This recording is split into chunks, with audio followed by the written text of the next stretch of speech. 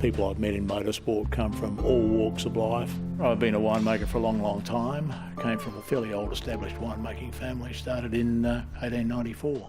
Moved to the Adelaide Hills in the mid-90s, about the time there was a grapevine planting boom here. My family's now to its fourth generation. My son works with me too. Every variety's different, and you try and do the ones that you understand and do well, and just keep on improving every year. This is the only cool climate area in South Australia. We can grow varieties that are early ripeners. They don't need so much sunlight, they don't need so much heat. So the Adelaide Hills signature white wine is Sauvignon Blanc, which is an early ripener. And because it's cool up here, we get very intense flavours. There's a lot of innovative people here trying really hard to do interesting and different things. The Adelaide Hills, I think, are some of the most beautiful bits of South Australia. There's always lovely views wherever you go on the hills. There's terrific roads if you want a tarmac rally, or if you just want to drive around, they're always interesting.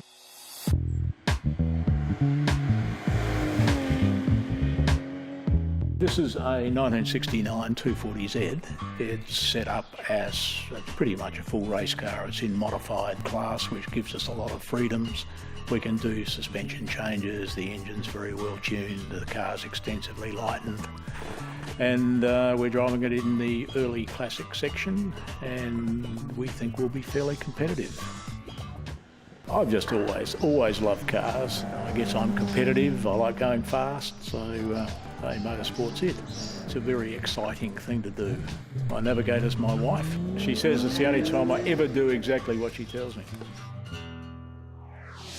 There goes the flag dropped. The Adelaide Motorsport Festival kicks off on the Friday with the Classic Adelaide Rally. A field of nearly 150 classic cars takes to the tarmac, with over 40 of those being competitively timed. The rally comprises 15 stages held over 2 days and 137 kilometres of closed roads. Each car is released at 30-second intervals and timed along the route. Sealing Flurio Friday sees drivers complete over 7 stages to the east and south of the city. First up are the tight and technical Norton Summit and Piccadilly. The hills then make way for the fast-flowing Echunga and Macclesfield. The highlight of the day is the 43-kilometre Cape stage around Cape Jarvis. Ordinarily, this peninsula provides the gateway to the beautiful Kangaroo Island.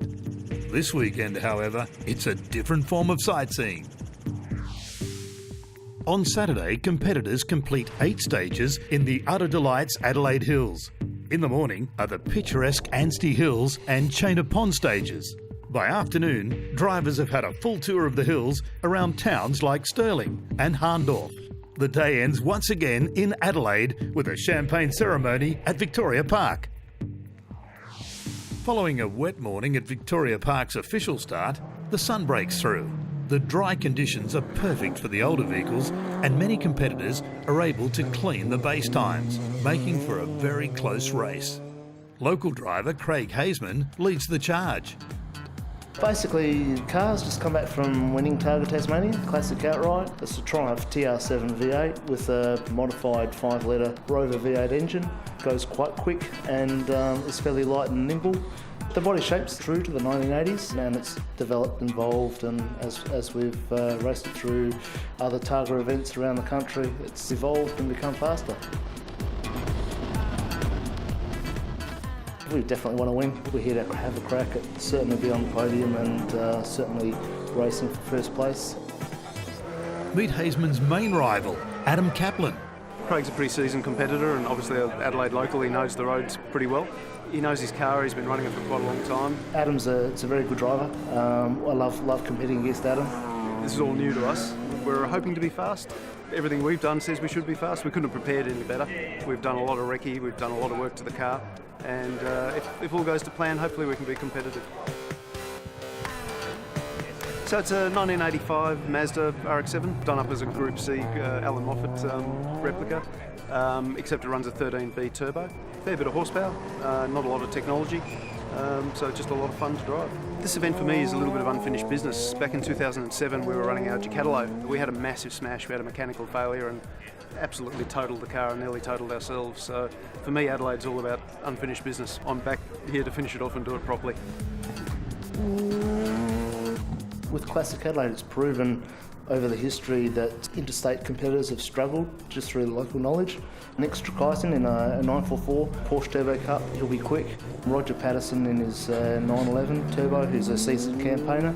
He's also won the Australian Targa Championship a couple of years ago.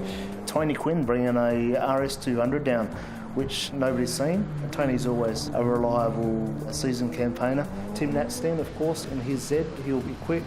Matt Sally, who's got a limited edition BMW M3 Heartguard, which is a very quick car with a new engine.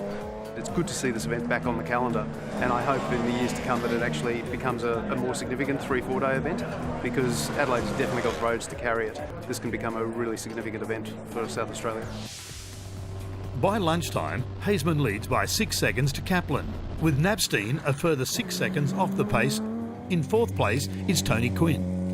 The car's going well, everything's mechanically all right. We'll just get through this afternoon. The car's fantastic. It's kind of scary fast, and just taking a bit of getting used to. Cape coming up.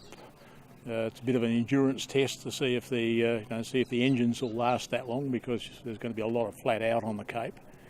So that'll be the test. After that, hopefully it's all downhill. It's very pleasant. Very nice roads. They're very wide here in Australia. But it's not all competitive. There's also a large touring component for vehicles of all ages. These cars are not timed, but instead enjoy the luxury of a closed road with like-minded car lovers. A large proportion of those this year are the Ferraris.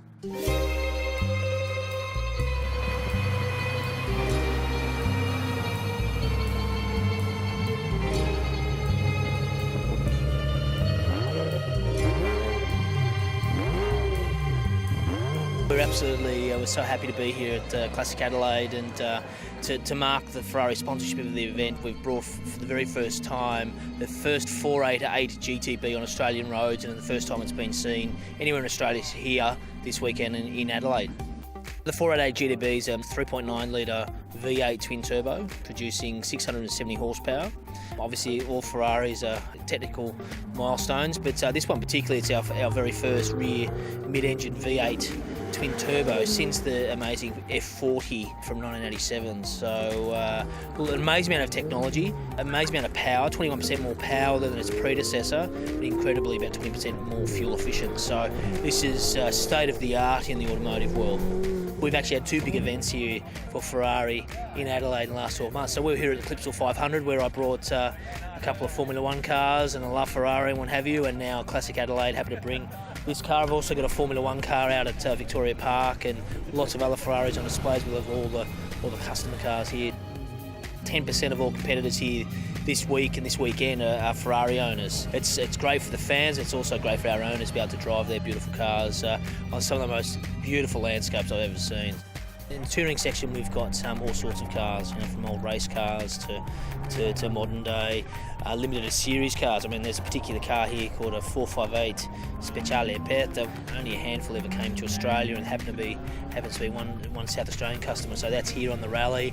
All sorts of cars from the 70s, 80s, and 90s. It's a really great collection, and I think the display on the weekend at Victoria Park will be a great chance for everyone to see many cars that they just don't get a chance to see.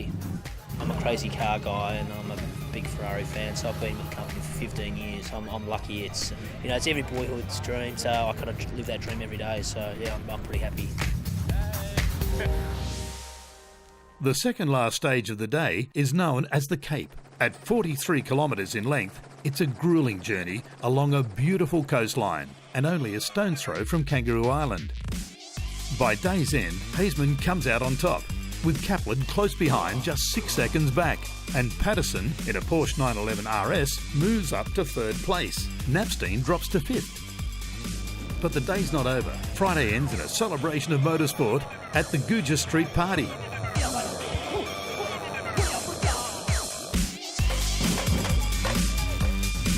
Enthusiasts from around the city flock to see street performers, live music, great food, and of course, over $10 million worth of motorcars.